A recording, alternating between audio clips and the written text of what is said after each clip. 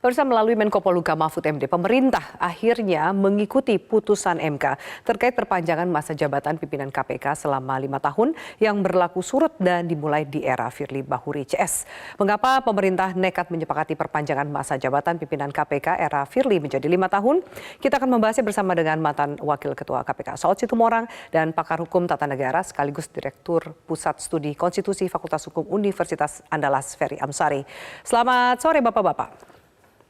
Sore. Ya, baik. Dan pemirsa, sebelumnya kami juga sudah mengundang Ketua KPK Firly Bahuri serta Komisioner KPK Nurul Gufron, namun yang bersangkutan menyatakan belum bisa bergabung dalam dialog ini. Langsung kita mulai dialog ini. Saya akan tanya Pak Saud terlebih dahulu, bagaimana statement Anda mengenai hasil keputusan MK dan juga statement dari Menko Polhukam yang mengatakan bahwa pemerintah tidak sepakat namun mengikuti putusan MK? Iya, nggak gitu kali. Kan dia bilang ngikuti pemerintah, bukan MK-nya yang ngikutin pemerintah. Malah terbalik nih Pak Saud. Iya, itu MK-nya yang ngikutin pemerintah. Itu kan sekarang dia lembaga udah di bawah pemerintah. Nggak mungkin juga Gufron minta tolong ke sono tanpa izin dulu pemerintahnya. Ya udah lu pergi sono izin, nanti kalau dikasih gue iyain kan gitu. Jadi jangan. Maksudnya sudah diatur atau pesanan gitu Pak Saud? Ya iyalah. Jadi itu kan udah dibilang melaksanakan putusan, tapi kan putusan itu diminta. Yang minta itu udah izin dulu gitu. Nggak mungkin juga Gufron di bawah pemerintah tiba-tiba Gufron dan kawan-kawan itu kemudian berangkat begitu aja tanpa permisi dulu. Jadi jangan dibalik-balik lah mikirnya. Itu kan namanya berpotensi bohongi rakyat juga. Nggak boleh lah kayak begitu. Kita juga tahu semua itu gitu loh. Nggak baik juga lah. Udah selesai lah. Ini pemerintahan mau berakhir kok masih main begitu sih cara memimpin. Ya. Lalu yang disampaikan oleh Mahfud MD yang mengatakan ketidaksepakatan dengan alasan MK dianggap oleh Mahfud MD yang mewakili pemerintah tidak konsisten, itu basa-basi? Ya itu biasa pelaweri, kan kita ini kan pelaweri semua, semuanya berbunga-bunga itu biasa dan public policy juga kita paham yang begitu-begitu. Cuman kalau hukum itu kan yang paling tinggi itu kan argumentasi, nalar dan logika. Ya kan, tinggi nggak nalarnya, tinggi nggak logikanya, tinggi nggak argumentasi yang tentang perpanjangan itu, ya sangat rendah gitu, karena memang sudah tidak proven mau diperpanjang. Makanya kemarin kita berbicara prospektif atau restoratif, maksudnya ini kan menghindari risiko yang kemungkinan minimum atau kemungkinan periode yang 4 tahun itu sudah terbukti tidak bermanfaat, tidak pasti dan tidak adil, itu terus dilanjutin. Jadi kemudian pembenaran-pembenaran itu ya harus dilakukan dengan argumentasi yang menurut kita juga ya itu udah kita tahu aja deh semua. Udah ini mau gimana dia aja lah, udah gitu aja kan. Jadi kita sekarang ikut aja, ya mudah-mudahan negeri ini lebih bersih gitu aja. Baik, Mas Ferry, Anda sepakat apa yang disampaikan oleh Bang Saud tadi menanggapi statement dari Mahfud MD soal putusan MK ini? Iya, pertama statement Menko Polhukam itu kan penuh dengan keraguan-raguan ya. Satu, beliau sendiri menyatakan tidak setuju dengan putusan MK. Kedua, ketika di istana disampaikan bahwa bagaimanapun harus mentaati putusan Mahkamah Konstitusi. Ada yang disetujui, ada yang tidak disetujui. Di bagian part ini kita tidak mengetahui mana yang disetujui pemerintah dan mana yang tidak disetujui. Nah, kalau memang mematuhi putusan MK dengan prinsip-prinsip yang ada di dalamnya, mestinya tidak diperpanjang langsung kepada pimpinan KPK saat ini, karena itu sama saja memberlakukan surut hukum secara ketatanegaraan, yang itu maknanya juga secara konstitusi tidak boleh hukum itu diberlakukan surut. Nah, jadi aneh kan, satu menyatakan bahwa taat dengan prinsip ketatanegaraan yang dia yakini secara keilmuan, tetapi harus dipahami keinginan pemerintah beda dengan keilmuan itu. Nah, ini yang tidak bisa kita mengerti. Kenapa pemerintah tidak menjalankan konsep keilmuan ketatanegaraan dan konstitusi itu sendiri? Kenapa pemerintah maunya sesuai dengan keinginan dan kepentingan pimpinan KPK? Jangan-jangan memang ini adalah rancangan bangun yang diinginkan oleh istana ya, agar pimpinan KPK saat ini diperpanjang, lalu mereka bisa cawe-cawe karena presiden sendiri ingin cawe-cawe, untuk kepentingan pencalonan kubu oposisi yang memiliki, katakanlah ya, penanganan perkaranya sedang dijalankan oleh pimpinan saat ini. Nah, pada perspektif ini kita bisa mengetahui bahwa antara kepentingan cawe-cawe, Presiden sudah diperlihatkan dalam proses memperpanjang masa jabatan pimpinan KPK. Jadi ini bukan soal ketatanegaraan, soal konstitusi, ini lebih mengedepan soal kepentingan politik yang sedang dijalankan oleh istana. Jadi dramanya makin panjang, kita bisa ketahui bahwa istana sudah berencana untuk melakukan proses seleksi, tapi sehari setelah itu tiba-tiba keluar putusan MK, seminggu setelah itu pemerintah mengatakan patuh kepada putusan MK. Jadi ini semua drama saja, bahwa istana sesungguhnya yang punya kepentingan untuk memperpanjang masa jabatan pimpinan KPK saat ini yang tidak ada prestasinya, lemah kemampuan pemberantasan korupsinya, catatan-catatan ini malah tidak diperhatikan oleh istana dan KPK dan Mahkamah Konstitusi. Jadi sebenarnya ini sekali lagi bukan urusan untuk memastikan lembaga ini dipimpin orang baik, tapi memastikan bahwa lembaga ini bisa diperalat untuk kepentingan politik jangka pendek menuju 2024. Ya, baik. Berarti anggaplah dua narsum ini sangat menyayangkan keputusan yang diambil oleh pemerintah untuk menaati. Meskipun Mahfud MD mengatakan karena keputusan MK bersifat final and binding, final dan juga mengikat. Seakan-akan tidak ada celah untuk pemerintah menolak atau tidak mengikuti. Apakah masih ada celah itu, Mas Ferry? Ya, putusan MK itu memang final. Hanya di dalam konstitusi bunyinya final. Dijelaskan di dalam undang-undang Mahkamah Konstitusi, makna final itu adalah sekaligus mengikat. Yang harus dipahami lagi dalam konsep final and binding, final dan mengikat itu, juga ada azas daya laku. Daya lakunya itu prospektif ke depan, tidak mungkin ke belakang. Bagaimana mungkin Mahkamah Konstitusi yang tugasnya menjaga konstitusi, malah menerapkan konsep yang melanggar prinsip-prinsip konstitusi, yaitu memberlakukan hukum secara surut. Nah ini kan yang sedang dilanggar kalau diberlakukan. Harus diingat tidak satu pun menurut saya di dalam putusan 112 itu yang menyatakan bahwa Gufron dan teman-teman harus diperpanjang 1 tahun lagi untuk dinyatakan 5 tahun. Kalau begitu kan hitungnya mundur dari 2019. Jadi aneh kan kalau kemudian hitung mundur dan diberlakukan hukum secara surut. Padahal prinsip konstitusionalnya adalah tidak boleh memberlakukan hukum secara surut. Karena itu merugikan hak-hak konstitusional yang lain. Ya, baik. Saya minta tanggapan dari Bang Saud, tadi juga sempat disampaikan oleh Mas Ferry, termasuk juga aspirasi publik yang seakan-akan tidak diperhatikan oleh Presiden, oleh MK, termasuk oleh Istana, seperti itu. Bagaimana merespon perspektif publik yang melihat bahwa legitimasi perpanjangan masa jabatan pimpinan KPK ini memiliki potensi besar melahirkan tindakan yang lebih korup, bahkan juga kental dengan aroma politisnya, Bang Saud? Ya, itu sudah pasti ya. Titik beratnya sudah ke politik, ya kan? Dari awal pun kegagalan di Undang-Undang 19 itu kan sudah terlihat memang arahnya di bawah penguasa gitu, yang memungkinkan dia tidak independen secara total gitu.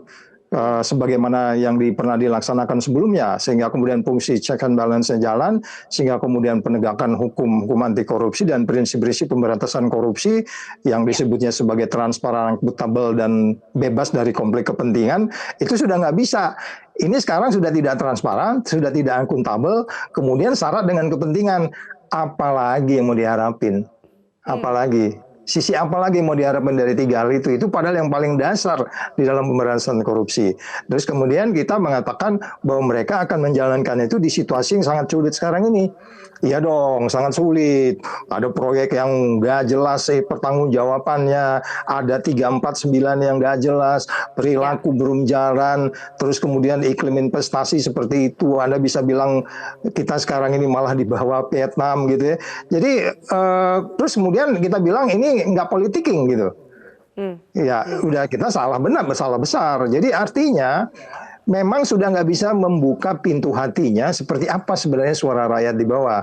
Orang bilang itu suara Pak Saud doang. Enggak, mari kita lakukan sensus. Ayo kita tanya ya kan? Tapi nanyanya jangan orang-orang yang sensusnya seperti apa atau apa namanya pertanyaannya seperti yang seperti dilakukan soal-soal capres, capres ini. Coba tanya, nggak usah tanya-tanya deh. Lihat aja lah komen-komen di YouTube, komen-komen di Facebook, komen-komen di Komen-komen organik Twitter. dari masyarakat ya. Yes. Itu lebih canggih daripada tanya-tanya, didatangi, ngisi formulir, mau ngisi mikir-mikir dulu. Lihat aja yang ada di sosial media sekarang itu, kalau kita lihat mau trennya itu seperti apa sekarang. Apa kita sudah berada di track yang benar di dalam pemberantasan korupsi di Indonesia? Kalau sudah benar nggak anjlok dong dari 40 turun ke 34, itu kan memalukan. Terus kemudian itu bilang itu bukan kesalahan KPK, itu kesalahan kita semua. Karena indeks persepsi korupsi diukur dari perilaku polisi, perilaku tentara, perilaku hakim di mana-mana pun. Terus kita nggak nyalahin KPK. Yes, Badan Anti Korupsi dia harus menginspirasi semua orang untuk berhenti. Kemudian badannya seperti itu. Dia bagian dari masalah, kemudian sudah crime, kemudian crime-nya juga nggak jalan-jalan sampai sekarang. Dewasnya masih seperti itu. Mbak, apalagi yang mau diharapin di negeri ini gitu. Saya nggak mengajak kita skeptik, tapi kemudian kita mendampingi menjadi lebih skeptik dengan perpanjangan penderitaan rakyat Indonesia 5 tahun, 1 tahun lagi ke depan oleh orang yang berperilaku yang sama di negeri ini. Dan sayangnya pemimpin negeri ini nggak punya nalar ke situ sedikit pun. Logikanya, argumentasinya lari sama sekali. Baik. Apalagi yang mau diharapin? Baik, ketika skeptik dan mungkin sudah pesimis, saya juga menangkap statement dari Pak Saud tadi ya. Adakah kemudian cara yang atau jalur yang bisa ditempuh bagi pihak yang tidak sepakat atas putusan MK ini? Namun di jawabannya kita lanjutkan usai jeda berikut ini. Pemirsa tetaplah bersama kami. Baik, terima kasih Anda masih bersama kami. Mas Ferry, saya ulang sedikit pertanyaan saya sebelum kita jeda. Lalu ketika sifat dari putusan MK adalah final dan mengikat, apa masih ada cara atau jalur yang bisa ditempuh bagi pihak-pihak yang tidak sepakat? Karena kalau tadi Pak Saud mengatakan banyak sekali orang yang tidak setuju atau bahkan kontra, menolak putusan ini. Ya, saya pikir pertama harus direspon bahwa Istana sudah mengalami pengabaian akut terhadap konstitusi ya. Istana memang tidak sekali ini mengabaikan konsep konstitusi dan peraturan perundang-undangan, mengabaikan hukum. Cukup banyak catatan kita soal itu, Perpu, Cipta Kerja dan segala macam. Itu betapa negara tiba-tiba tidak mau patuh kepada putusan MK. Perpu Cipta Kerja itu kan mengabaikan putusan MK. Tapi tiba-tiba untuk pimpinan KPK, negara seolah-olah bicara kami harus patuh pada putusan MK. Dua sikap kontradiktif yang menunjukkan betapa munafiknya Istana dalam berbagai hal ya. Dan saya melihat memang ini tujuannya, motifnya akan sangat politis karena kebetulan pimpinan saat ini sedang berupaya mengusut calon kubu oposan dalam pemilu presiden berikutnya. Jadi motif politisnya tinggi. Nah, pertanyaan besarnya dengan melabrak prinsip-prinsip konstitusi dan berhukum itu, apakah ada ruang yang akan merugikan pemberantasan korupsi di kemudian hari yang mungkin akan menjadi solutif bagi para koruptor ya? Misalnya kalau jabatan ini diperpanjang dengan cara-cara tidak sah, ya, dengan melakukan hukum secara surut, dengan tiba-tiba patuh pada putusan MK, padahal sebelumnya tidak patuh, yang akan menimbulkan kerugian itu kita semua. Karena dengan itu para koruptor akan bisa mempertanyakan tindakan dan perbuatan administrasi negara pimpinan yang diperpanjang secara tidak sah ini. Mereka akan bisa menggugat seluruh tindakan, baik itu berupa pemberantasan, pencegahan dari pimpinan KPK yang tidak sah ini ke Pengadilan Tata Usaha Negara. Beramai-ramai koruptor akan mendapat peluang untuk ini. Dan tentu saja ini berbahaya bagi proses pemberantasan korupsi kita. Yang pelakunya melibatkan Istana, Mahkamah Konstitusi, dan pimpinan KPK saat ini. Baik, Pak Saud, pertanyaan yang sama. Menurut Anda, lalu apa yang bisa dilakukan atau cara apa yang bisa ditempuh bagi pihak yang melawan dan menolak putusan ini? Ya, saya pikir pertama saya nanti konsultasi sama Bunda Ferry, tapi saya pikir beberapa hal yang kebijakan yang tidak adil, yang tidak hanya di sektor ekonomi saja ya. Ini kan dampak dari korupsi ini kan cukup luas. Ya. Ekonominya kocar-kacir, politiknya kocar-kacir, sehingga kita bisa kalau mau ya kita bikin class action, benar nggak ada? Bisa nggak class action itu sebagai cara yang ditempuh, Mas Ferry? Udah, Iya, coba. bisa tentu saja class action itu kan sekelompok masyarakat yang merasakan dirugikan hak mereka tentu bisa melakukan itu. Dan cara hukum itu bisa banyak ya, bisa ditempuh mungkin secara keperdataan bagi yang dirugikan kasus-kasusnya karena ada keberpihakan, ada class action di pengadilan, ada ke pengadilan tata usaha negara karena ini adalah perpanjangan masa jabatan yang tidak diperkenankan. Kan ada 3 hal ya, bukan wewenangnya memperpanjang karena ini adalah open legal policy, mencampur adukan wewenangnya Mahkamah Konstitusi dan Istana, dan yang ketiga yang paling penting sewenang-wenang. Nah ini yang bisa menjadi alat ukur untuk diajukan ke pengadilan tata usaha negara. Oke, baik. Jadi Pak Saud, jika ternyata ada class action, ini serius akan dilakukan? Oh iya, saya kan biasanya tanda tangannya paling atas deh semua udah Ferry. Ya terus gimana dong? Ya kan, kita mau diam aja?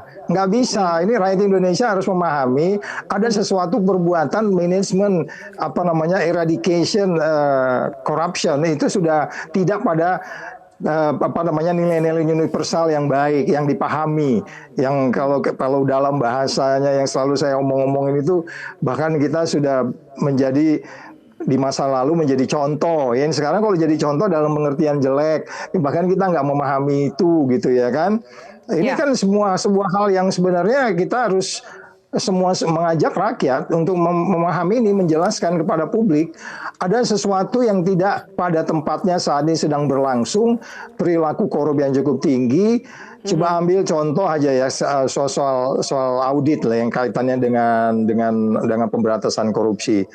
Dalam beberapa case kan audit itu kan selalu bicara audit kinerja dan kemudian baru audit keuangan gitu ya.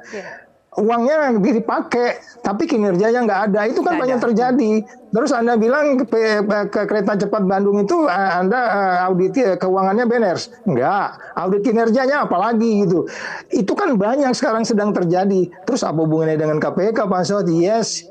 KPK itu menginspirasi banyak orang. Ada supervisi, ada koordinasi, ada monitoring. Itu jalan nggak? Kan sudah 4 tahun terbukti dia tidak menginspirasi. Malah mengasih pembenaran. Kita sudah menyelesaikan potensi korupsi sekian-sekian. Kalau potensi mah dari dulu, dari jilid pertama itu bicaranya potensi. Tapi yang benar dalam penindakan membuat orang berhenti, kemudian kita tidak favoritism, kemudian kita berkinerja dalam pengertian bahwa semuanya dilakukan dengan tidak politiking. Semua kan indikator-indikatornya banyak. Apa itu indikator politiking? Kasus sederhana jadi sulit, itu politiking, itu semuanya arumasi. Itu kan soal simpel itu, ya kan? Itu sebenarnya ada jalan lain tuh Pak Saud. Ya. Apa Mas Ferry? Jalan lain bisa kemudian menggugat Istana di Pengadilan Tata Usaha Negara juga karena tidak melakukan proses seleksi sebagaimana yang sudah diperintahkan dan direncanakan. Jadi mereka tidak melakukan tindakan pun bisa menjadi masalah di Pengadilan Tata Usaha Negara. Kita semua masyarakat Indonesia bisa menggugat Istana karena tidak melakukan proses seleksi ini. Mas Ferry, ya silakan ditanggapi Pak Saud sebelum saya lanjut. Ya, jadi saya pikir itu kita harus dorong semuanya. Ini kan semuanya proses pendidikan ya, yang mungkin kita berpikiran ke depan itu ada upaya-upaya yang tidak biasa-biasa dilakukan karena pekerjaan ini pekerjaan ekstra. Jadi kemudian kita ya harus ekstra untuk kemudian menghimpun sebanyak orang untuk memikirkan ini bahwa ini ada sesuatu yang sebenarnya membuat Indonesia akan lebih baik gitu. Karena memang persoalan pemberantasan korupsi yang tadinya pure murni membawa orang ke depan pengadilan sekarang ini sudah membawa perilakunya ke dalam politik yang sangat kental dan kemudian selalu saja ada justifikasi yang menurut saya ini makin menyulitkan kita untuk memahami bahwa kita ini sudah benar seterusnya. Jadi sekali lagi apapun upaya hukum yang bisa kita lakukan sebaiknya kita harus lakukan. Soal kemudian itu putusannya sudah di MK sudah seperti itu. Ya udah itu seperti itu. Tapi kemudian apa kita berhenti di situ? Jangan diam saja. Ya, betul. Ya, baik. Mas Ferry, kalau menyambung soal ternyata ada beberapa upaya atau jalur yang bisa dilakukan untuk menyampaikan aspirasi menolak putusan ini. Tadi saya catat ada jalur untuk atau cara yang bisa ditempuh, melakukan class action, lalu menggugat istana di Pengadilan Tata Usaha Negara seperti itu. Kita tahu pansel akhirnya tidak jadi dibentuk. Lalu setelah ini harusnya Presiden menerbitkan Kepres. Kapan upaya-upaya ini bisa dilakukan secara timeline dari putusan MK sampai kemudian Presiden mengeluarkan Kepres? Baik sebelum Kepres keluar maupun saat Kepres keluar. Sebelum Kepres keluar, pernyataan dari pemerintah yang diwakili oleh Menko Polhukam itu bisa kemudian menjadi dasar untuk menggugat bahwa mereka tidak ingin melakukan tindakan yang semestinya harus mereka lakukan, yaitu menseleksi pimpinan KPK yang baru. Setelah keluar Kepres bisa digugat kebijakannya ya, keputusan Presiden itu bentuknya best checking kebijakan, dan itu juga bisa digugat. Jadi langkah-langkahnya sudah bisa dipersiapkan sekarang untuk mempermasalahkan tindakan maupun kebijakan dari pemerintah terkait proses seleksi pimpinan KPK. Oke, baik. Pak Saud, ini saya bacakan tanggapan dari statement dari Nurul Gufron yang mengatakan, sudahlah, dia meminta penghentian saja perdebatan soal putusan MK dan kita harus hormati putusan itu. Saya minta tanggapan Anda atas statement dari Nurul Gufron itu. Oh iya, kita harus menghormati dong. Edian kan apapun persoalan di publik ini kita harus katakan yes, kita hormat, harus jalan. Tapi di balik hormat itu kan Anda harus lakukan banyak exercise. Jangan-jangan Anda ngangkat tangan aja udah nggak bisa karena nggak perlu biasa exercise gitu. Nah apa yang kita lakukan hari ini kan semua exercise. Ini perdebatan supaya negeri ini ke depan nggak begitu. Ketemu presiden yang benar, presiden yang mendorong perubahan, kan begitu. Jadi jangan dibiarin begini aja. Jadi kalau dalam film kartun itu kalau kucing sama tikus not so fast, nggak gampang aja kan gitu. Kira-kira begitulah bunyinya ya nggak. Jadi langkahnya tidak akan semudah itu gitu ya, tak akan semulus itu. Yes. Oke, baik. Mas Ferry, apakah perlu Presiden memberikan statement di luar statement yang dianggap diwakili oleh Menko Polhukam atas putusan ini dan juga sikap pemerintah yang mengikuti putusan MK? Kalau Presiden untuk urusan pemberantasan korupsi dari dulu sudah merugikan publik ya. Dulu berharap Perpu KPK ternyata tidak keluar karena ternyata rancang bangunnya memang dari istana juga. Dan kemudian soal upaya mengembangkan pemberantasan korupsi juga mengecewakan. Katanya mau menambah anggota KPK, malah ternyata pengurangan yang terjadi. Jadi banyak hal untuk urusan pemberantasan korupsi Presiden itu di luar nalar dan akal sehat soal pemberantasan korupsi. Saya yakin kalaupun Presiden ngomong, selain tidak jelas apa tujuannya, juga akan merugikan upaya pemberantasan korupsi itu sendiri. Karena memang sepertinya Presiden sedari awal sudah memberikan tanda bahwa dia akan cawe-cawe untuk banyak urusan menuju pemilu 2024. Salah satu cawe-cawe itu ya ini. Mereka sudah merencanakan untuk memperpanjang pimpinan KPK agar tidak sibuk untuk proses seleksi karena mereka punya waktu tambahan 1 tahun lagi untuk kemudian mempidanakan proses yang sedang berlangsung yang berkaitan dengan calon presiden dari kubu oposisi. Dan ini kerusakan demokrasi serius kalau kemudian pemerintah yang berkuasa mau menjegal kubu oposisi sebagai lawan tanding dalam proses demokrasi di masa depan. Iya, baik. Terakhir Pak Saud, meskipun saya yakin responnya seperti yang disampaikan oleh Pak Nurul Gufron, ya hentikan perdebatan, kita kembali bekerja, lalu saling menghormati dan lain-lain. Lalu siapa yang bisa menjamin bahwa KPK dengan pertambahan masa pimpinan atau masa kinerja ini tidak akan digunakan sebagai alat tekan politik pihak tertentu? Itulah saya katakan salah satu indikatornya bahwa dia itu sudah tidak independen. Ketika saya 4 tahun di sana itu paling suka saya kalau oposisi datang. Makanya saya bilang selalu berulang-ulang, rumput di depan KPK itu nggak pernah tumbuh karena setiap hari unjuk rasa. Sekarang rumput di situ tumbuh. Orang udah unjuk rasa udah nggak mau gitu. Karena buah dari unjuk rasa itu kan check and balance, perubahan, kontrol, keterbukaan, transparansi. Anda datang dengan kebijakan-kebijakan yang tidak memihak. Itu sudah tidak ada lagi. Terus Anda suruh bilang kita berhenti berdebat. Enak aja, dia digaji tahu untuk didebat dia. Gimana? Baik, Pak Saud, Mas Ferry, terima kasih banyak untuk diskusi kita. Semoga juga bermanfaat untuk pemirsa kami dan juga banyak pihak. Kita nantikan keseriusan dari menempuh jalur-jalur, salah satunya adalah class action dan juga menggugat istana. Terima kasih atas waktu dan diskusi Anda pada sore hari ini di Prime Time News.